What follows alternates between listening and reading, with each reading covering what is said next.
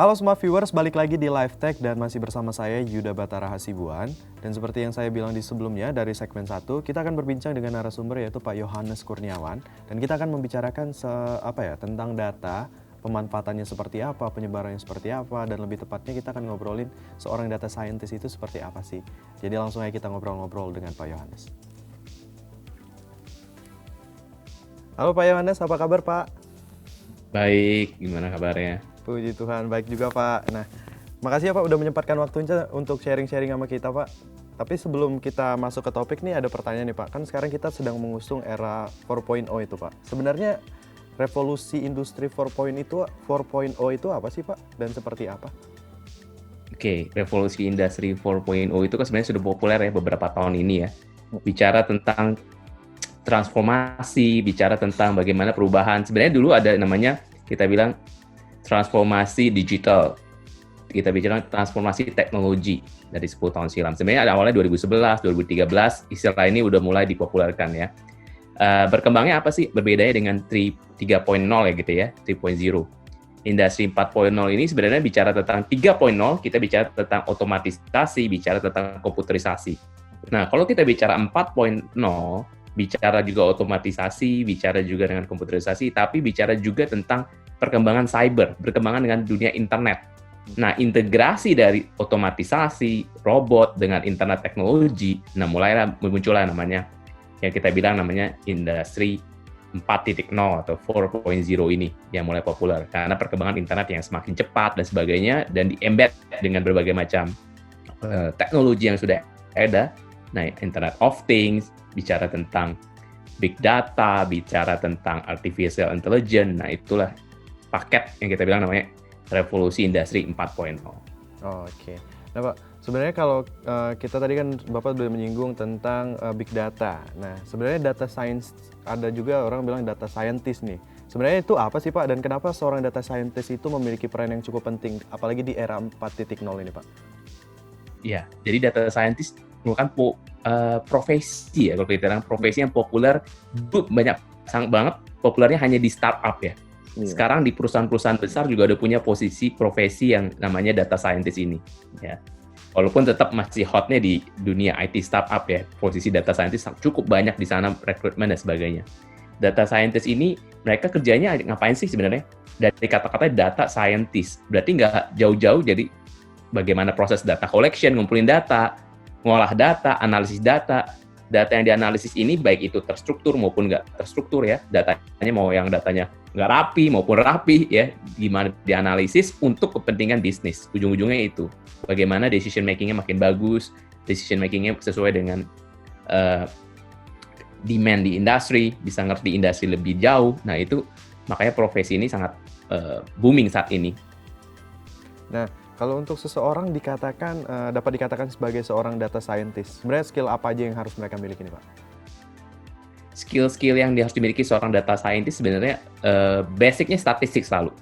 Oke, basicnya statistik. Makanya, karena keilmuan dasar kan data. Data itu selalu pengolahan data, prediksi, semuanya kan statistik basicnya dulu. Setelah itu bukan hanya statistik aja, tapi mereka harus ngerti tentang algoritma.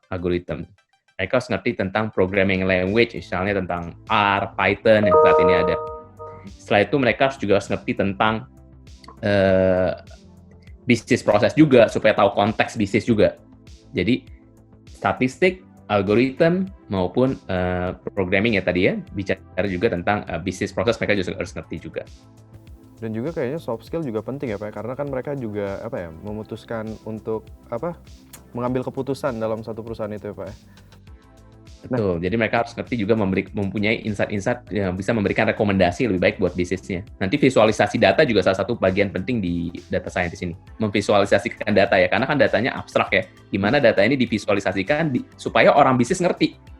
Karena kalau data itu bentuknya ya cuma number, cuma bentuknya table gitu ya orang bisnis bingung ya. Tapi kalau divisualisasikan dengan lebih baik sehingga akan lebih ngerti. Nah, oke. Nah Pak, tapi kalau kita berbicara tentang data, mungkin boleh lebih dijelaskan nggak sih Pak, sebenarnya data seperti apa yang dianalisis oleh seorang data scientist ini? Apakah datanya unstructured atau data yang bersifat sangat rahasia gitu? Datanya variatif ya sebenarnya kalau kita ngomong data. Mulai data yang sifatnya terpublish ya, yang memang data yang terpublish di public yang bisa diakses kita bilang open data, sampai data-data yang memang harus dianalisis internally dan sebagainya. Jadi banyak banget datanya, dari mulai terstruktur, tidak terstruktur, tergantung ya. Jadi ada dasarnya mereka harus mengintegrasikan berbagai macam data internal, eksternal yang dimiliki oleh company-nya untuk ambil keputusan lebih tepat, untuk mengambil keputusan lebih tepatnya. Jadi kalau diminta challenge-nya, datanya variatif banget. Ya, data sosial media contohnya ya, data sosial media aja banyak banget gitu ya. Dan itu sifatnya ada yang terstruktur, ada yang tidak terstruktur juga. Oke. Nah, kalau tadi kan Bapak sempat menyinggung juga tentang big data itu, Pak. Nah, sebenarnya banyak orang yang cuma tahu big data, tapi arti jelasnya big data itu seperti apa, Pak? Dan pemanfaatannya bisa kemana aja atau bidang apa aja sih sebenarnya, Pak? Oke, kalau kita bicara dengan pemanfaatan big data, ke depannya big data yang semakin banyak. Kenapa istilah big data itu muncul dulu pertama ya? Karena data itu pada dasarnya selalu nambah. Dan even kalau data itu kehapus, cuma di-hide sebenarnya. Oke. Sebenarnya ya. Jadi as a history sebenarnya. Jadi nggak the real dihapus sebenarnya. Jadi makanya data itu selalu nambah sebenarnya. Jadi data-data lampau yang dihapus pun sebenarnya bisa jadi history yang menarik untuk dianalisis juga. Kenapa orang ini hapus? Misalnya postingan kalau di IG, misalnya kalau kenapa ya, kapan dihapus, segala macam. Itu menarik juga dianalisis sebenarnya.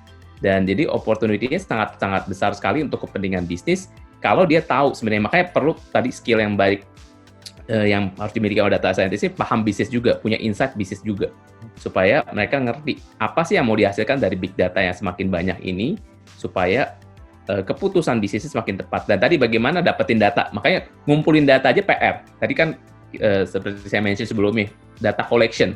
Ngumpulin data itu adalah PR sendiri ya, dari seorang data scientist ya.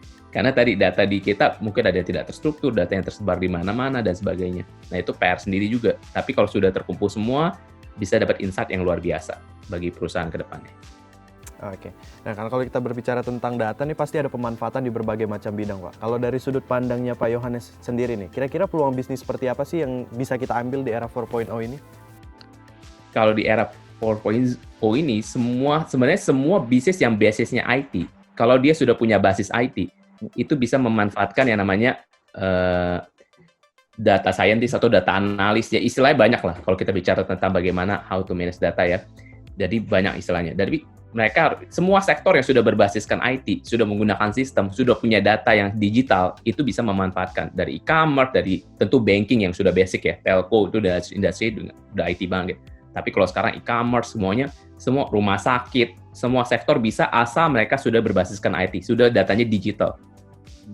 Tapi kalau datanya masih manual, ya itu PR berikutnya ya. Mereka harus dulu transformasi dulu menjadi digital, baru mereka bisa melakukan yang namanya data analis, data science, menganalisis datanya lebih detail. Berarti Pak kalau kita bisa bilang sekarang itu penyebaran data itu sebenarnya udah sangat apa ya Pak ya? Sangat tersebar kemanapun dan bisa diakses siapapun sebenarnya Pak ya, kalau yang cukup mengerti. Iya. Jadi tools-nya makin banyak ya sebenarnya. Kalau kita lihat tools analisis data kalau dicari di Google saat ini, wah banyak sekali. Mulai dari tools yang sangat gampang maupun sama-sama benar-benar yang harus sketch dari nol kita harus bikin ya. Tapi at the end, yang paling banyak saat ini adalah social media analis. Makanya ada profesi juga spesifik yang social media analitik gitu ya, social media analis, spesialis gitu ya. Mereka tugasnya nganalisis tuh data-data di sana, bagaimana bisa meningkatkan followers. Itu paling gampang ya, kita paling engage karena orang kita senang pakai di Indonesia demen pakai social media ya. Benar. Itu menarik tuh marketing strateginya. Kalau dia analisis marketing strategi berdasarkan data-data itu, followersnya kapan sih aktifnya, gitu ya misalnya. Jam berapa dia aktif, sehingga kapan kita postingnya akan lebih tepat, misalnya time kita posting, dan kita bisa lebih engage dengan customer kita. Itu contoh simpelnya dari social media. Belum lagi kalau data-data lain yang kita bisa analisis yang tersebar lagi ya kalau kita punya. Makanya selalu sistem itu men-trigger bagaimana, contoh membership system. Kenapa semua perusahaan selalu push membership system?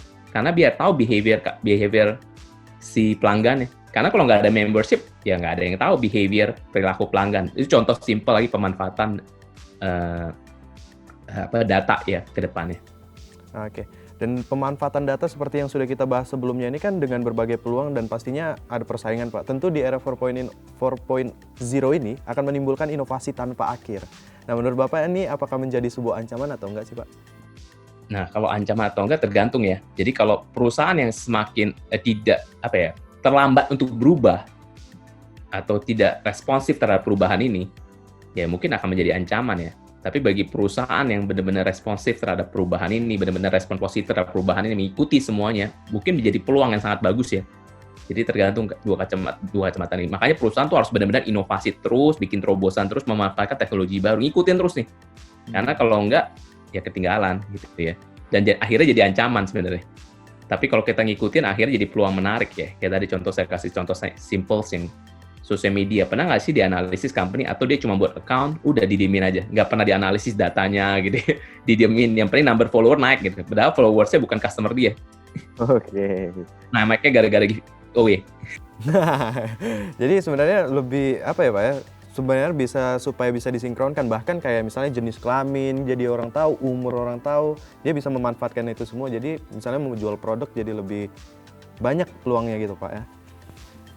Dan kalau kita berbicara tentang data kan pasti ada juga data-data privacy yang sebenarnya orang bisa ambil sembarangan. Nah kalau dari sudut pandang Pak Yohanes sendiri sih, untuk orang awam mungkin ya, yang gampang bermain sosial media, mungkin ada saran nggak sih Pak supaya nggak gampang ngasih informasi data pribadi gitu?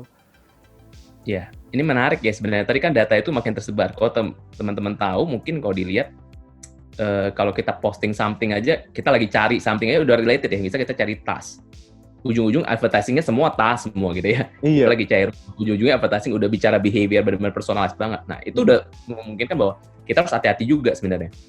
Hati-hati gimana? Hati-hati memposting private, sesuatu yang private. Makanya saya selalu recommendation ke teman-teman kalau memang memposting sesuatu yang memang harus difilter dulu.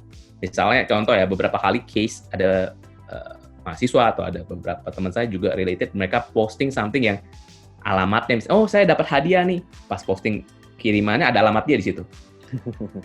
Nggak sadar. Atau dia show rumah dia. Oke, ini rumah saya gini-gini. Secara nggak sadar dia mempost semua informasi pribadi. Dan sifatnya sosial medianya juga bukan private, tapi public misalnya. Gitu ya. Jadi siapa aja bisa akses, nggak kenal pun bisa buka semuanya. Nah itu hati-hati aja misalnya. Itu yang paling simple, paling sederhana ya.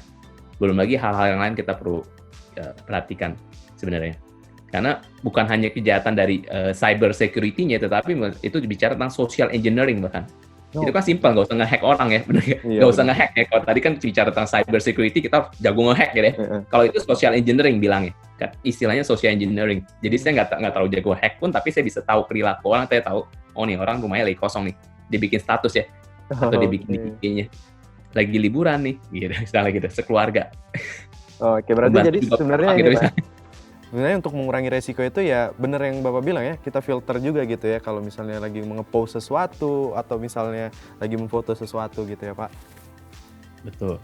Silakan lanjut. Soalnya biasanya anak-anak muda kan demennya followersnya banyak ya, jadi semua aja di-accept. Nah itu dia, bener banget Pak, setuju banget.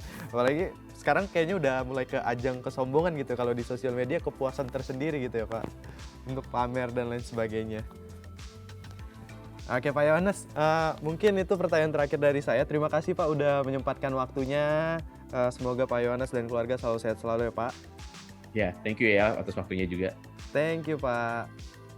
Baik, terima kasih Pak Yohanes. Nah itu dia tadi semua viewers perbincangan saya dengan Pak Yohanes Kurniawan tentang data scientist, tentang data lah intinya. Dan setelah ini kita akan kembali untuk segmen 3 dan akan memberikan sedikit review tentang aplikasi-aplikasi yang mungkin bisa membantu kita tentang fintech. Jadi tetaplah bersama kami di Live Tech.